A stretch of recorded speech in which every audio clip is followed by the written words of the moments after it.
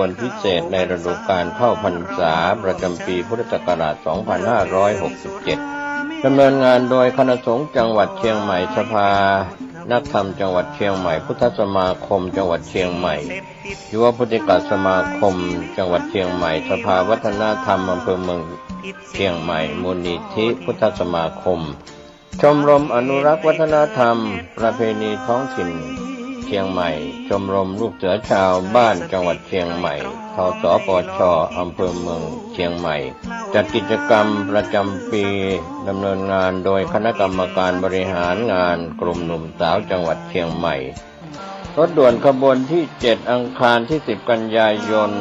เคลื่อนไปยังวัดเมืองรังตำบลป่าตันอำเภอเมืองเชียงใหม่จังหวัดเชียงใหม่ 20 นาฬิกาฟังพระธรรมเทศนา1 กันดำเนินงานโดยคณะสงฆ์จังหวัดเชียงใหม่องค์กรเครือข่ายชาวพุทธจังหวัดเชียงใหม่งานนี้ดำเนินงานโดยคณะกรรมการบริหารงานกลุ่มหนุ่มสาวจังหวัดเชียงใหม่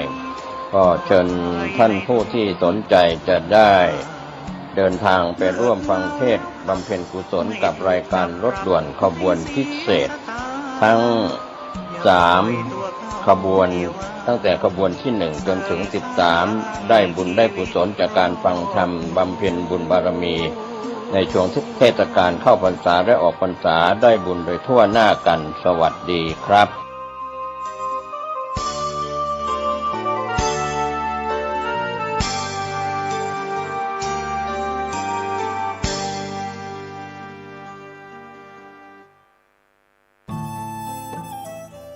ท่านกำลังติดตามรับฟังสถานีวิทยุกระจายเสียงพระพุทธศาสนาแห่งชาติและสังคม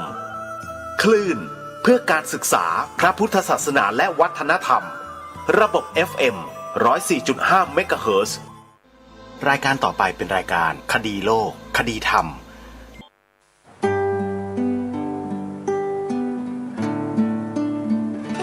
กล้าคิดก็ต้องกล้าทำอย่ากลัวถ้าทำความดีเร่งศึกษาปัญหาให้ทันท่วงทีเมืองไทยจะพัฒนากว่านี้รายการ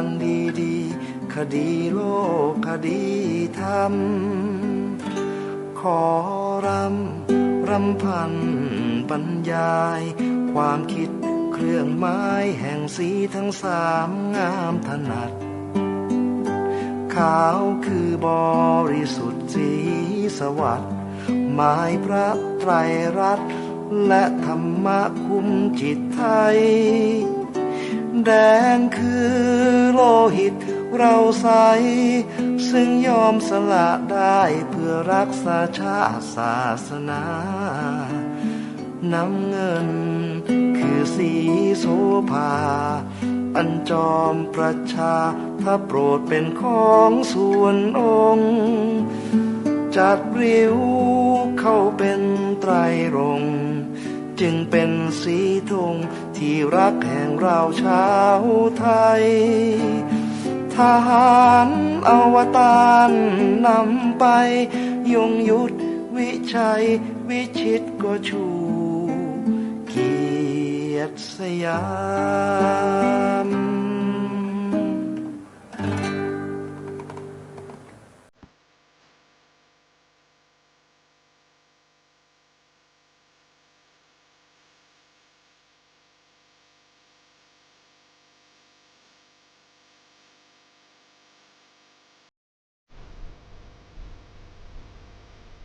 ขอกราบถวายความนอบน้อมแด่พระรัตนตรัย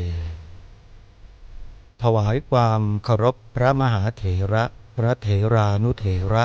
ทุกท่านขอความสุขความเจริญในธรรมจงบังเกิดมีแด่ท่านสาธุชนที่กำลังติดตามรับฟังรายการจากสถานีวิทยุแห่งนี้ทุกท่านขอนำท่านผู้ฟังเข้าสู่รายการคดีโลกคดีธรรม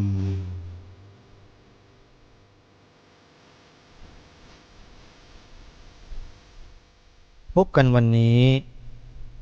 วันขึ้น5 ค่ำเดือน 10วันนี้ตรงกับวันเสาร์ที่7กันยายนพระพุทธศักราช2567รายการคดีโลกคดีธรรมมาพบกับสาธุชนเป็นปกติทุกวันจันทร์ถึงวันศุกร์และวันเสาร์อาทิตย์ทางสถานีวิทยุแห่งนี้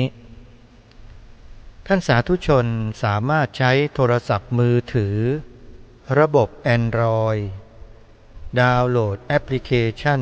ที่ชื่อว่าวิทยุพุทธศาสนาทั่วไทย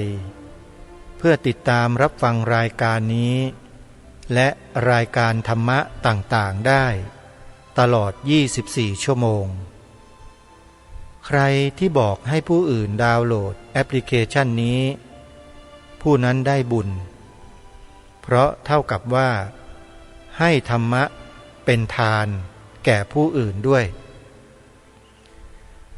วันนี้รายการยังคงนำเสนอเนื้อหาสาระในบทคำนำของหนังสือพุทธศาสนสุวรรณภูมิปกรณ์เหมือนเดิมและวันนี้ยังคงอยู่ในบทคำนำในการพิมพ์ครั้งที่2ซึ่งจะได้นำมาอ่านให้สาธุชนได้ฟังกันจนจบแล้วก็นำมาวิเคราะห์วิจารณ์ในบางประเด็นเพื่อให้เห็นภาพว่าการทำงานเพื่อประเทศชาติบ้านเมืองเพื่อความเป็นประเทศชาติบ้านเมืองไทยความเป็นไทยเนี่ยไม่ใช่เรื่องง่ายเป็นความยากมาตั้งแต่อดีตตั้งแต่ยุคครูบาอาจารย์ยุคบรรพชนของเรามาช้านานแล้วจนมาถึงยุคของเรานี้ก็ยังคงยากลำบากเหมือนเดิมเพราะเนื่องด้วยว่ามีแนวคิดบางประการที่ไม่ต้องการให้ความเป็นไทยนั้นโดดเด่นเป็นหนึ่งบนแผ่นดินไทยผืนนี้พฤติกรรมดังกล่าวก็พยายามที่จะกลบเกลื่อนบิดเบือนปกปิดทำลายในที่สุดก็ทำให้หายสาบสูญไปด้วยวิธีการต่างๆนานาโดยใช้เหตุปัจจัยต่างๆนานาที่เอื้อในการทำลายล้างความเป็นไทยเหล่านั้นในบทคำนำของหนังสือเล่มนี้ได้ฉายภาพให้เราเห็นอย่างชัดเจนในกรณีดังกล่าวถ้าหากว่าเราไม่ใส่ใจไม่ทำการวิเคราะห์เจาะลงไปให้ลึกถึงสภาพจิตใจของการกระทำดังกล่าวเราก็จะมองว่าเป็นเรื่องปกติเป็นเรื่องธรรมดาไม่ได้มีความสำคัญอะไรแล้วเราก็หันไปอวยหลักวิชาการที่ชาวต่างชาติทำให้เราศึกษาเล่าเรียนกันอยู่ในสถาบันการศึกษาตั้งแต่อดีตมาจนถึงปัจจุบันนี้อย่างเดียวนั่นก็คือการมีส่วนการมีส่วนทำให้ความเป็นไทยสูญหายไปเหมือนกันเพราะฉะนั้นการนำเสนอบทความที่ทางรายการนำมาเผยแพร่นี้จึงถือว่าเป็นการกระตุ้นเตือนคนไทยของเราด้วยกันว่าอย่าหลงทิศหลงทางไปให้ไกลกว่าที่เป็นเลยย้อนกลับมาดูความเป็นประเทศชาติความเป็นไทยของเรากันบ้างและการที่เราจะกลับมาดูมาศึกษาเรียนรู้ความเป็นไทยของเรานั้นก็มีอยู่สิ่งเดียวก็คือสิ่งที่ท่านเจ้าคุณพระราชกวีอ่ำธรรมทัตโตท่านได้นำมาเผยแพร่ให้แก่พวกเรานี้แหละมีปรากฏอยู่ในหนังสือเล่มเดียวนี้จริงๆคือหนังสือที่ชื่อว่าพุทธศาสนสุวรรณภูมิปกรณ์มีจำหน่ายอยู่เผยแพร่อยู่ที่วัดโสมนัสวิหาร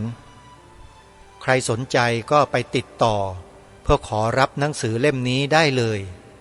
เก็บไว้เป็นสมบัติประจำตระกูลประจำบ้านเมืองได้เป็นอย่างดีเพราะท่านเจ้าคุณพระราชกวีท่านใช้ความเพียรพยายามการต่อสู้ที่สูงมากๆเลยในการที่จะรักษาเนื้อหาเหล่านี้เก็บไว้ให้แก่พวกเรารุ่นหลังสำนึกในข้อนี้ยากเหลือเกินที่จะเกิดขึ้นในหมู่คนไทยในยุคปัจจุบันเพราะว่าสื่อสารสารสนเทศที่ไม่มีขีดจำกัดที่ไม่มีเครื่องกั้น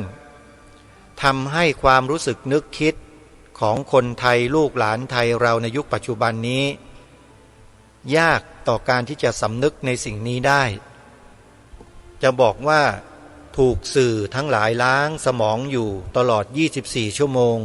ก็คงจะไม่ผิดนี่แหละคือสิ่งที่มีความสำคัญมากเลยคือเรื่องของการเสพบริโภคสื่อเนี่ยถ้าเรายังคงเสพคงบริโภคสื่ออย่างที่เป็นอยู่ความหวังที่จะช่วยกันสืบสารรักษาต่อยอดความเป็นไทยของเราเอาไว้ในอนาคตให้ลูกหลานเยาวชนข้างหน้าเนี่ยก็คงจะหมดหวังสิ้นหวังในที่สุดแน่วิธีแก้ก็เริ่มต้นที่ตัวเราทุกคนก็คือพยายามเลิกเสพบริโภคสื่อที่เป็นปฏิปักษ์ที่ต่อต้านความเป็นไทยของเราเนี่ยเสียก่อนอันดับแรกสื่อไหนก็แล้วแต่ที่มีการนำเสนอในแนวทางที่ตรงกันข้ามกับสิ่งที่บรรพบุรุษของเราสืบสารรักษาต่อยอดกันมาไว้เนี่ยให้เราเลิกเสพบริโภคสื่อเหล่านั้นใครช่องไหนชื่ออะไรพูดไว้อย่างไรที่ทำให้ความเป็นไทยของเราสูญเสียให้เราเลิกเสพบริโภคสื่อนั้นเลยอย่าไปเสพอย่าไปบริโภคอีกดีที่สุดแล้วหันมาศึกษามาเสพมาบริโภคสื่อของคนไทยของเราที่นำเสนอความเป็นไทยแท้ๆของเรากันอย่างน้อยๆสื่อที่ทางรายการนำมาเสนอต่อท่านผู้ฟังที่ผ่านมาในแต่ละช่องในแต่ละช่องในแต่ละชื่อที่ได้ประกาศบอกให้ทุกท่านได้ศึกษาเรียนรู้กันนั่นแหละให้เราหันมาเสพบริโภคสื่อเหล่านี้ให้มากยิ่งขึ้นเพื่อเป็นการสืบสารรักษาต่อยอดสิ่งที่บรรพบุรุษเราได้เสียสละเลือดเนื้อชีวิตว่ามีความเพียรพยายามระดับสูงสุดเพื่อรักษามาไว้ให้แก่พวกเราถึงวันนี้ได้อย่างน้อยๆก็ในยุคของท่านเจ้าคุณพระราชกวีอ่ำธรรมทัตโตรูปหนึ่งละที่ท่านพยายามจะสืบสารรักษาต่อยอดบรรพชนในอดีตเมื่อหลายพันปีมาแล้วให้ตกถึงมือพวกเราได้ถึงวันนี้เนี่ยถือว่าเป็นบุญของพวกเรานักหนาที่เราจะได้มีโอกาสศึกษาเรียนรู้ทำความเข้าใจให้ถ่องแท้แล้วเราก็ใช้ความชาญฉลาดความสามารถที่เรามีอยู่ในตัวตนของเรากันทุกคนนี่แหละช่วยกันนำสิ่งเหล่านี้ไปเผยแพร่ไปบอกไปแนะไปสอนลูกหลานเยาวชนของเราที่อยู่กับเราเป็นลูกเป็นหลานเราเนี่ยให้เขาได้รู้ในเบื้องต้นก็จะเป็นสิ่งที่ดีมากๆเลยเรียกว่าปล่อยเชื้อดีให้แก่ลูกหลานบ้างอย่าหยิบแต่จอสี่เหลี่ยมให้ลูกหลานอย่างเดียวลูกหลานเราก็จะเสพบริโภคแต่สื่อขยะเข้าสมองอยู่ตลอด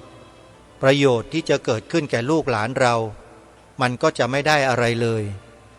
แถมอาจจะเป็นปฏิปักษ์ต่อความเป็นไทยของเราในอนาคตโดยไม่รู้ตัวก็ได้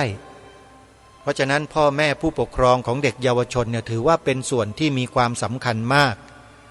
ถ้าเราป้อนสิ่งที่ดีสิ่งที่มีสาระสิ่งที่เป็นประโยชน์ต่อส่วนรวมให้แก่เขาเนืองๆบ่อยๆนะเด็กเยาวชนเขาก็จะสืบสารรักษาสิ่งที่เราเนี่ย ต่อยอดให้แก่เขาต่อไปในอนาคตได้ถ้าหากเราทำตอนนี้เดี๋ยวนี้ทำอย่างต่อเนื่องเราก็มีความหวังได้ว่าเราจะสามารถรักษาความเป็นไทยสืบเนื่องต่อไปยันลูกหลานของเราได้ท่านผู้ฟังนะเรื่องนี้ต้องอาศัยความเพียรพยายามความเสียสละของพวกเรากันเองทุกคนนี่แหละ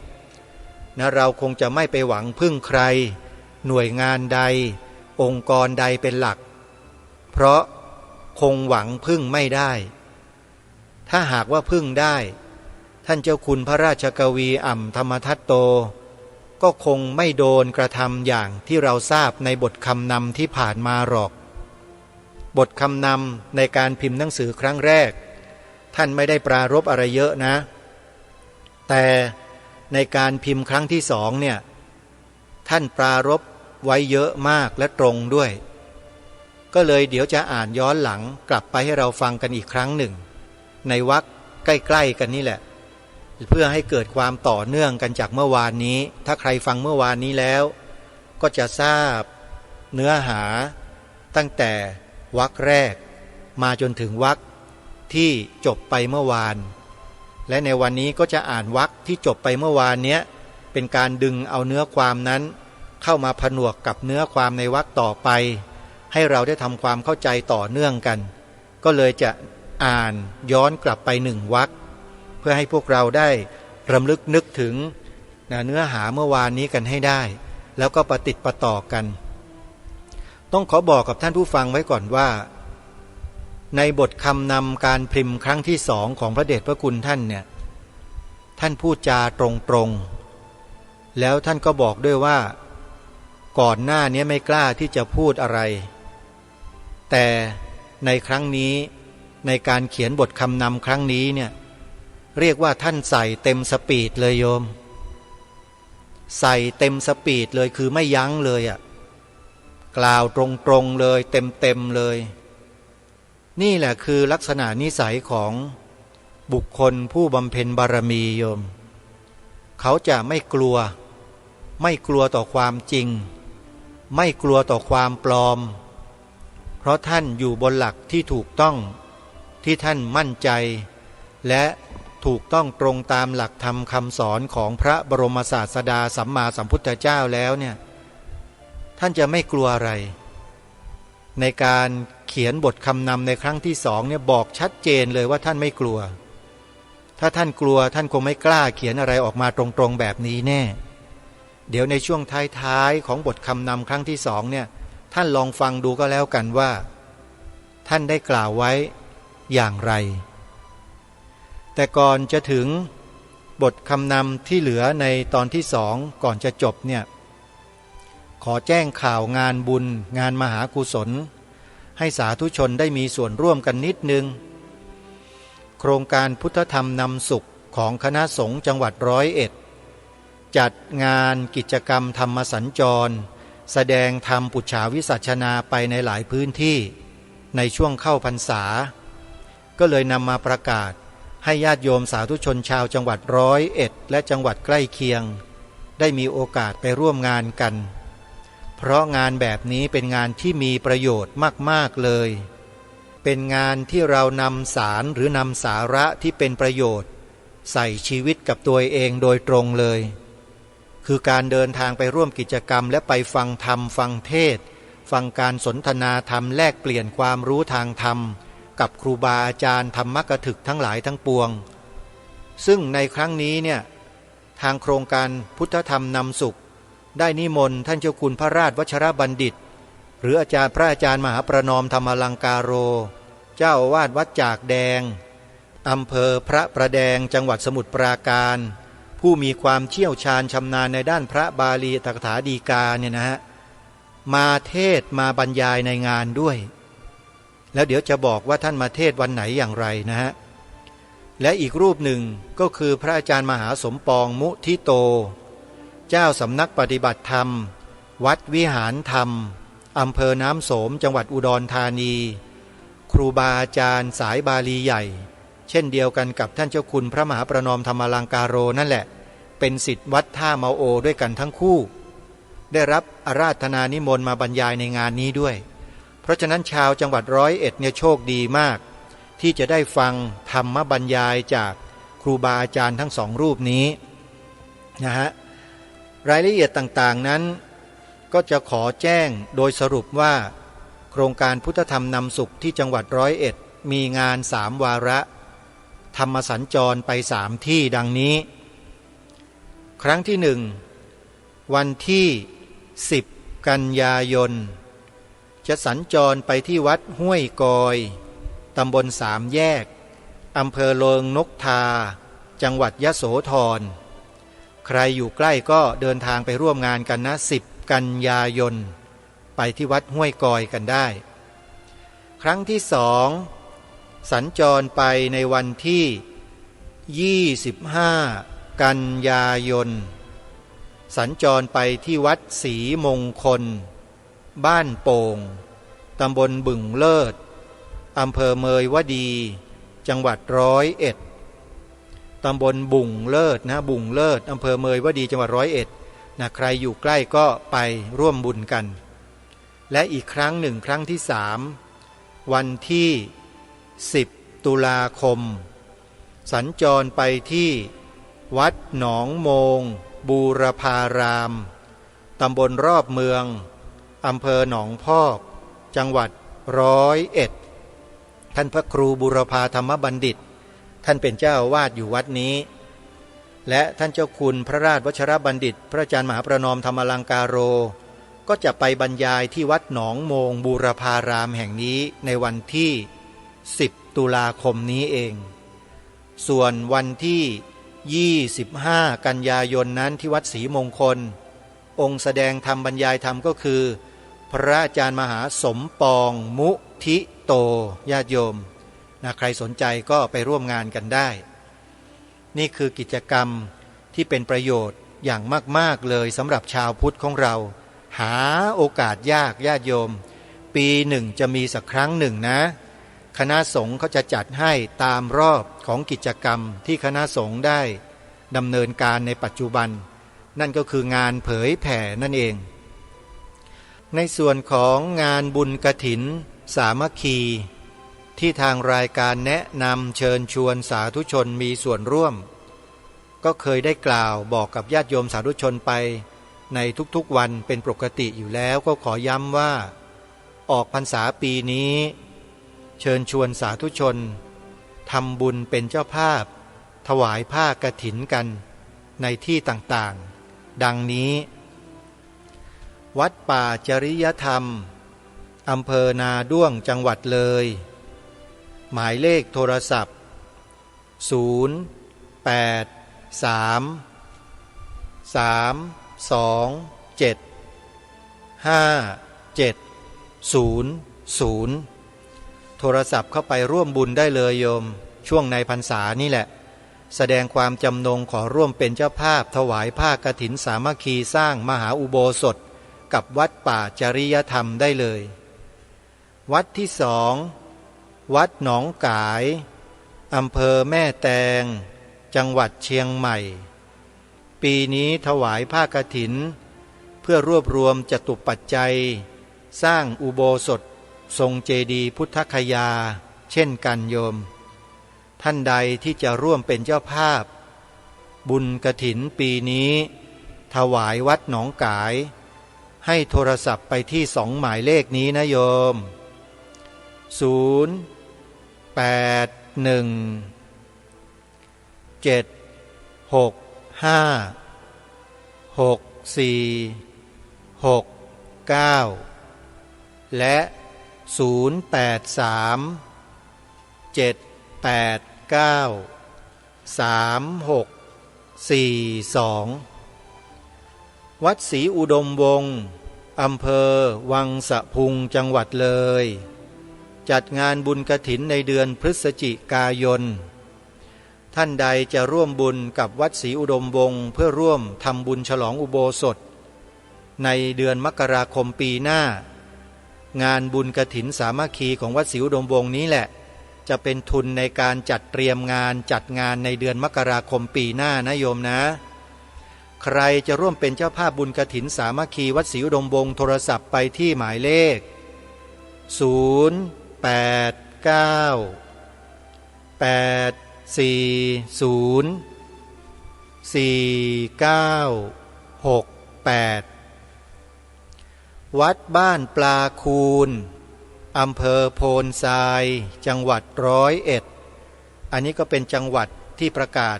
งานธรรมสัญจรเมื่อสักครู่นี้เองนะใครที่อยู่จังหวัด101โยมไปร่วมเป็นเจ้าภาพถวายผ้ากฐินให้กับวัดบ้านปลาคูนด้วยกันนะโยมนะวัดบ้านปลาคูนอยู่ที่ตำบลท่าหาดยาวอำเภอโพนทรายจังหวัด101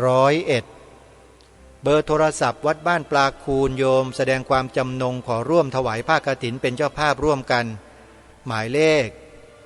0811839690วัดอารามมงคลอำเภอยางตลาดจังหวัดกาฬสินธุ์จัดบุญกฐินเพื่อการศึกษาพระภิกษุสงฆ์สามเณรภายในวัดเป็นสำนักเรียนนะโยมนะท่านใดจะร่วมรับเป็นเจ้าภาพบุญกฐินเพื่อการศึกษาวัดอารามมงคลติดต่อที่หมายเลขโทรศัพท์2หมายเลขนี้0840344606และ0942813500งานบุญกฐินที่วัดสวนป่าดอนยานางที่อำเภอยางตลาดจังหวัดกาฬสินธุ์เช่นเดียวกันญาติโยมอย่าลืมพระอาจารย์ปลัดเดชานะโยมนะยังไงครูบาอาจารย์ที่ท่านทำประโยชน์เพื่อพวกเรามาในอดีตแล้วก็ยังคงทำหน้าที่อยู่ตามปกติ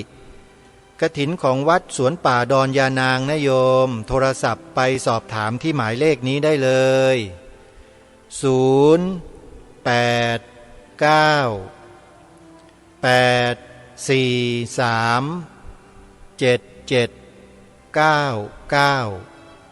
ท่านพระอาจารย์ปลัดเดชาอาสโพนะโยมนะอย่าลืมไปร่วมบุญกฐินท่านในปีนี้ต่อไปวัดสามชุกอำเภอสามชุกจังหวัดสุพรรณบุรีวัดสามชุกจัดงานบุญกฐินปีนี้เพื่อให้ญาติโยมมีส่วนร่วมเป็นเจ้าภาพซื้อที่ดินถวายวัดซึ่งทางวัดได้ทำสัญญาซื้อไว้บริเวณด้านหน้าประมาณ3 ไร่ยังจ่ายปัจจัยไม่หมดในปีนี้บุญกฐินวัดสามชุกร่วมกันซื้อที่ดินถวายวัดนะโยมใครจะร่วมบุญกับทางหลวงพ่อวัดสามชุกโทรศัพท์หมายเลข0890008462วัดฝายหินตำบลสุเทพอำเภอเมืองจังหวัดเชียงใหม่ก็เช่นเดียวกันงานบุญกฐินปีนี้ยินดีเชิญชวนศรัทธาสาธุชนพี่น้องชาวเมืองเชียงใหม่ร่วมเป็นเจ้าภาพบุญกฐินสามัคคีที่วัดฝายหินร่วมกันโยมใครจะร่วมบุญกฐินกับวัดฝายหินปีนี้โทรศัพท์ไปที่หมายเลข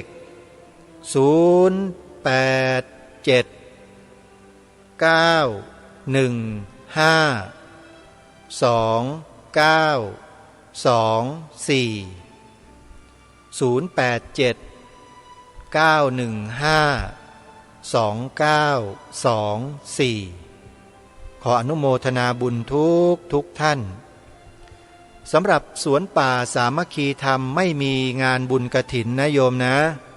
เพราะที่นี่ไม่ใช่วัดไม่ใช่สำนักสงฆ์แต่เป็นศูนย์ปฏิบัติธรรมที่กำหนดขึ้นเพื่อปลูกป่าเป็นหลักแล้วทำพืชสวนการเกษตรพืชสวนผสมตามแนวพระราชดำริเพื่อให้สถานที่นี้ เป็นสถานที่ตัวอย่างแห่งหนึ่งในการรักษาป่าไม้ในการปลูกพืชไร่สวนผสมเพื่อสร้างอาหารและระบบนิเวศเพื่อให้ลูกหลานเยาวชนได้เกิดความรักในสิ่งแวดล้อมและธรรมชาติก็จะเป็นแหล่งเรียนรู้และศึกษาธรรมชาติไปในตัวด้วยนะใครที่จะร่วมสนับสนุนสวนป่าสามัคคีธรรมเพื่อเตรียมสถานที่จัดงานในเดือนธันวาคมนี้นะโยมสามารถโอนปัจจัยเข้ามาร่วมสนับสนุนได้เลยโดยทำบุญเข้ามาได้ที่บัญชีธนาคารไทยพาณิชย์หมายเลขบัญชี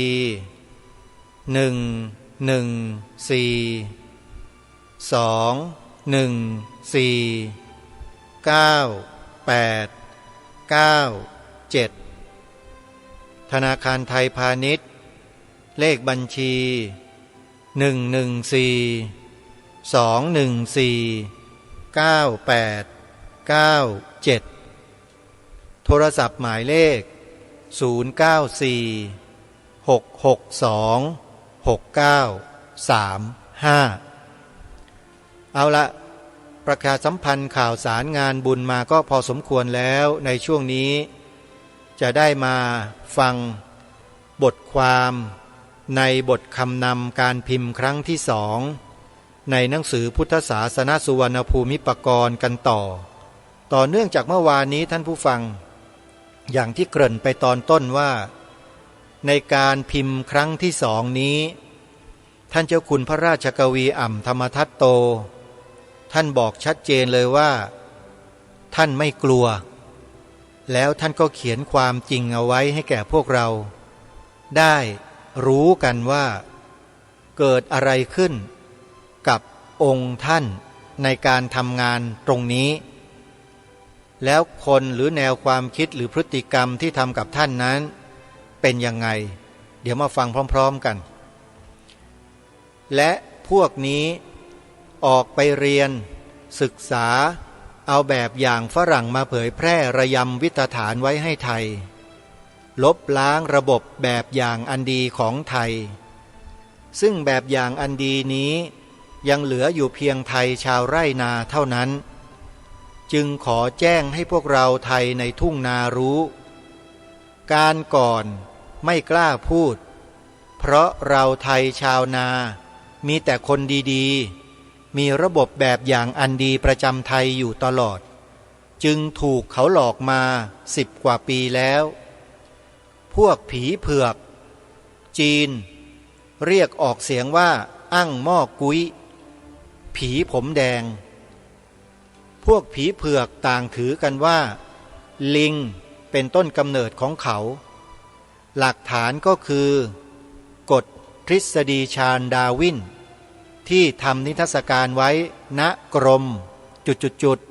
ไปดูเถิดกับเขายังทำภาพยนตร์ให้ไทยซื้อมาฉายทางโทรทัศน์ชื่อว่าพิภพวานอนที่ว่าระยำวิตฐานก็คือกระทำอย่างสัตว์ไว้ผมขนสกปรกตามดินถิ่นถนนโคนไม้ทั้งข้างหน้าข้างหลังคือหนักและเลียดูดกินของกันและกันได้กระทำเครื่องหมายให้รู้โดยเอาไว้ผมยาวผู้หญิงเอาไว้ผมสั้นเดี๋ยวนี้เปลี่ยนเป็นยาวกระจายแล้วแต่ธรรมชาติทั้งคนสัตว์ก็ข้างหน้าจึงเกิดท้องขึ้นแล้วก็ฆ่าตัวตายนั้นเป็นเครื่องยืนยันส่วนข้างหลังนั้นดีไม่ต้องท้องและชายก็ใช้แทนหญิงได้ที่ใช้ยืดสั้นๆและยืดรัดๆนั้นเพื่อให้ดึงยืดได้ดูเห็นง่ายๆว่าดีหรือไม่ที่ทำอย่างนั้นก็เป็นข้อประกาศให้รู้ในพวกเขาว่ามาทำที่จุดๆเถิดพวกนั้นทำอย่างสัตว์คือชวนกันเป็นกลุ่มออกไปใช้ชื่อว่าพัฒนาไปตั้งซ่องมั่วสุมกัน ชาวไร่ทุ่งนาเมื่อเห็นพวกผมยาวและใช้ยืดจงรู้เถิดว่าเป็นสัตว์ระยำวิตฐานหรือพวกผีอมนุษย์มีผมยาวสกปรกประกาศเครื่องหมายเกียรตินิยมของเขาอยู่ที่ได้ตั้งหมู่ชาวบ้านขึ้นนั้นหัดคุ้มครองพวกตัวได้ไล่ตะเพิดพวกระยำเหล่านี้ออกไปอันนี้เป็นบทความที่อ่านในช่วงสุดท้ายของรายการให้ท่านผู้ฟังฟังไปเมื่อวานนี้วันนี้น่าจะฟังได้ชัดเจนยิ่งขึ้นนะท่านผู้ฟังนะทีนี้ในวรรคต่อไปท่านผู้ฟังท่านเขียนอย่างนี้ว่าคนไทยทั่วไปขอได้คิดดูและรู้ประวัติศาสตร์ที่ขึ้นเป็นระดับสารานุกรมในวงเล็บชื่อว่า Encyclopedia วงเล็บปิดห้องสมุดครอบครัววงเล็บเปิด The New Universal Library วงเล็บปิดและประวัติศาสตร์วงเล็บเปิด History วงเล็บปิดแล้วก็ไปยานใหญ่ล้วนเป็นเรื่องที่พวกเขาต่างมายึดเอาเป็นขี้ข้าหรือว่าเป็นเมืองขึ้นทั้งนี้แล้วก็พร่ำโกหกว่ามาทำความเจริญให้และเรื่องใดๆความรู้วิทยาการใดๆพวกเราที่มีอยู่ก็ล้มทิ้งเอาไปเปลี่ยนแปลงอ้างว่าเป็นหลักวิชาหลักวิทยาศาสตร์หลักโบราณคดีหลักประวัติศาสตร์เช่นชื่อไทยก็ล้มเลิกทิ้งไป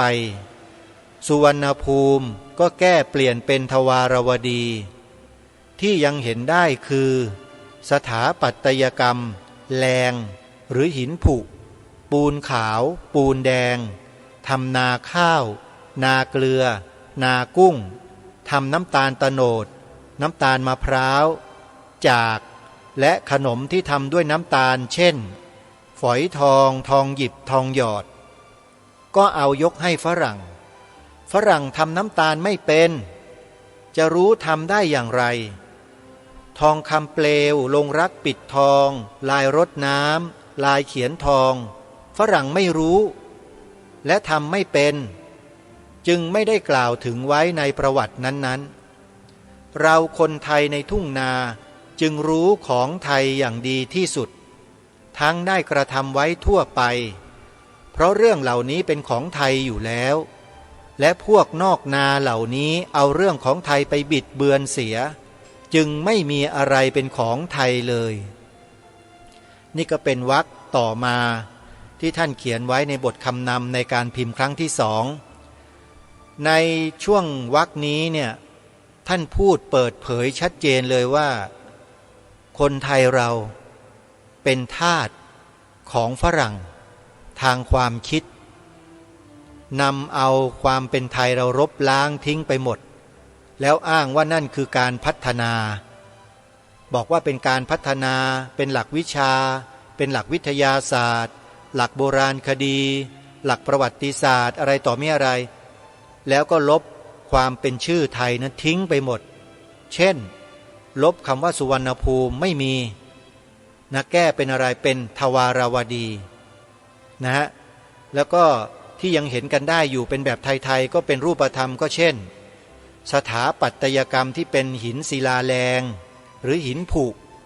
ปูนขาวปูนแดงทำนาข้าวนาเกลือนากุ้งทำน้ำตาลโตนดมะพร้าวจากและขนมต่างๆเช่นฝอยทองทองหยิบทองหยอดเป็นต้นพวกนี้ฝรั่งทำไม่เป็นเลยไม่รู้จักด้วยซ้ำไปเพราะฉะนั้นในตำราการศึกษาเล่าเรียนจึงไม่มีอะไรแบบไทยๆนี่หลงเหลืออยู่ในตำราเพราะอะไรเพราะพวกฝรั่งมันเขียนตำราขึ้นมาให้คนไทยหรือมนุษย์ในโลกนี้เรียนกันหมดทั้งโลกเลยพวกเราก็เลยไปหลงเชื่อฝรั่งกันอันนี้คือสิ่งที่ท่านเขียนไว้ในวรรคนี้หมายความลักษณะเช่นนั้นทีนี้มาดูวรรคต่อไปท่านผู้ฟังท่านบอกว่าเรื่องของไทยและสิ่งมีของไทยได้ถูกลบล้างและบิดเบือนไปแล้วอย่างนั้นเมื่อก่อนไม่ได้พูดเพราะเกรงใจคนดีๆ ก็ยังได้ฟังเขาเล่าโกหกกันอยู่ เวลานี้เกินกว่า15 ปีแล้วจะเล่าเทียมบันทึกเมื่อพระพุทธศักราช 2503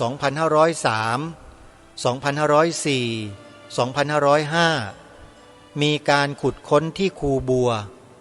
ขอทุนไป200,000จะให้เจ้าของที่นา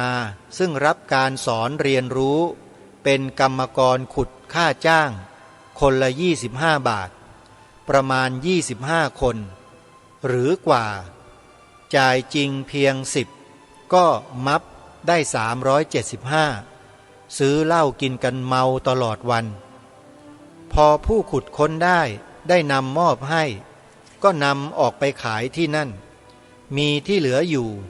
พอมีนักถ่ายภาพยนตร์ก็เอาของนั้นไปหมกหยิบเครื่องขุดทำเป็นขุดพบให้ถ่ายภาพยนตร์เอามาลงหนังสือและฉายทางโทรทัศน์ได้บรรยายข่าวโกหกให้ฟังตลอดกันที่เหลือแตกหักก็เชิญบรรดาศาสตราจารย์ทั้งหลายให้ประชุมสัมมนากันก็ออกมาเป็นโบราณสมัยทวารวดีขึ้นในที่นั้นขนที่เหลือใส่รถพอ18 นาฬิกาหรือกว่าการนั้นถนนยังไม่เรียบสนิทจึงมาช้า21-22 นาฬิกาถึงวงเวียนใหญ่ก็แบ่งขายเฉพาะกระเบื้องจานเกือบหมดที่เหลือก็เข้ากรมตอนสายวันรุ่งใหม่กรมไม่ได้เปิดทำงานในกลางคืนท่านผู้สละซื้อไว้สั่งให้นำมาเมื่อ07 8 9 10 11เพราะเลยมาหลายปีพวกนั้นคงนึกว่าเรียบร้อยแล้วเมื่อได้มาก็พยายามอ่านได้มากแผ่นบังเอิญหัวหน้าแหลมฟ้าผ่าสิ้นชีวิตจึงพิมพ์เป็นกระเบื้องจานฉบับร่างออกเผยแพร่หนังสือพิมพ์หลายฉบับได้ขออนุญาตลงเป็นวิทยาทานจึงเกิดดังขึ้นการนั้น 2509 มีเรื่องโรงละครและหายขายกินกำลังคุขึ้นผู้ตรวจและผู้บังคับเจ้าหน้าที่ก็จับจ้องหนังสือพิมพ์ก็โหมขึ้นก็กลัวว่าจะถูกสอบสวนจะปฏิเสธว่าไม่มีก็ไม่ได้เพราะมีเกิดเปิดเผยขึ้นแล้วจะรับว่ามีก็ไม่ได้เพราะขายหายสูญไปหมดแล้วจึงวิ่งหัวเชิดไปเอาเหล้าเลี้ยงขี้เมาคดโกง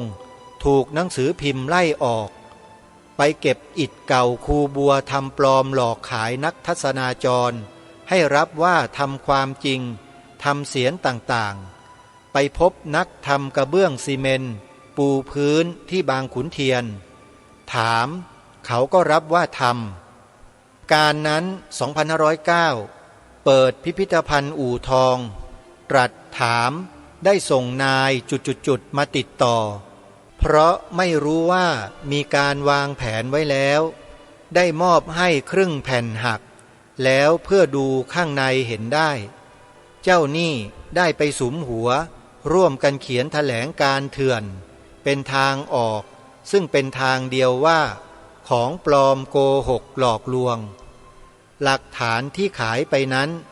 มีหนังสือประกาศแล้วและเคยมีอธิบดีประกาศว่าให้นำไปคืนที่ปรากฏก็คือ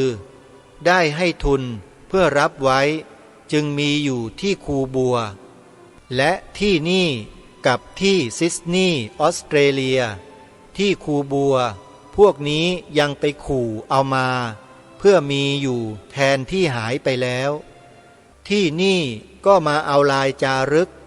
แต่ไม่ได้ให้ไปถ้าได้ไปทำลายหรือขายไปก็คงหมดหลักฐานแล้วฉะนี้แลที่พวกนั้นได้ทำลายของไทยและบรรยายบิดเบือนไทยให้ไม่มีอะไรมาแล้วตลอดกาลนั้นและนี่ก็เป็นคำอีกวรรคหนึ่งที่ท่านได้เขียนบอกกับพวกเราไว้ทีนี้มาดูวรรคสุดท้ายนะวรรคสุดท้ายของบทคำนำนี้ท่านกล่าวไว้อย่างนี้ว่า เรื่องของไทยชาวทุ่งนาได้กระทำมาและกระทำไว้ให้พี่น้องลูกหลานชาวนารู้กันได้ถ้าเอาคำและความรู้ของชาวนามาใช้กับพวกนอกนาเหล่านี้คงไม่รู้เรื่องจึงรู้เรื่องของชาวนาไม่ได้ที่ปรากฏชัดก็คือตัวลายสือไทยและตัวลายเลขไทยซึ่งพระปุณณเถระได้กระทำไว้ณถ้ำฤาษีเขางูนั้นก็อ่านไม่ออกตลอดกาลทั้งเวลานี้ได้เอารักใหม่ๆทาทับลายลบไปแล้วจึงเป็นการทำลายรอยจารึกคงเพื่อจะให้อ่านไม่ได้อย่างที่ได้เขียนสารภาพเป็นหลักฐานไว้แล้วคนไทยชาวทุ่งนาจึงกระทำได้และรู้เรื่องด้วยและกระทำไว้ได้ตกทอดมาถึงเวลานี้ได้พบเรื่องตลอดแล้วในการพิมพ์คราวนี้ได้ตัดเลขลำดับเรียงออกเพราะไม่มีทุนจะพิมพ์ให้หมดได้แต่คงลำดับเลขที่อ่านไว้เพื่อค้นหาได้ง่ายกับทั้งคราวนี้ได้เงินตราช้างมาจึงทำแบบพิมพ์ออกมาเพื่อแสดงสิ่งมีของไทยทั้งเพื่อให้พวกเราไทยชาวนาได้รู้ถึงสิ่งของที่เรามีอยู่ซึ่งต้นไทยของเรากระทำไว้และเวลานี้ได้เหรียญที่คูบัวด้านหนึ่งเป็นดอกจันทร์ด้านหนึ่งมีลายสือว่าภัยเป็นค่าอันละภัยทำแบบพิมพ์ไม่ทันเราไทยปัจจุบันได้พบเห็นแล้วกระทำขึ้นเพื่อประกาศเกียรติกรรมของต้นไทยเห็นว่าเป็นสิ่งถูกต้องที่ดีที่สุดมากกว่าพวกนอกนาซึ่งมีแต่แช่งด่าต้นไทยตลอดและยังแถมยกไปอาศัยผู้อื่นกระทั่งตัวไม่มีอะไรเป็นของไทยเลยทั้งยกย่องเกียรติศักดิ์ชั้นวิ่งหนีเขาตะพึดตะพือมานั้นซึ่งเป็นการโกหกอย่างสะบัดช่อและยังเท่ากับเป็นการแช่งด่าตลอดกาลนั้นด้วยผู้เขียนมีหน้าที่ยกย่องต้นไทยและสรรเสริญต้นตามความเป็นจริงตลอดมาได้ยกย่องต้นชาติไทยนี้ที่ทำทุกๆอย่างเป็น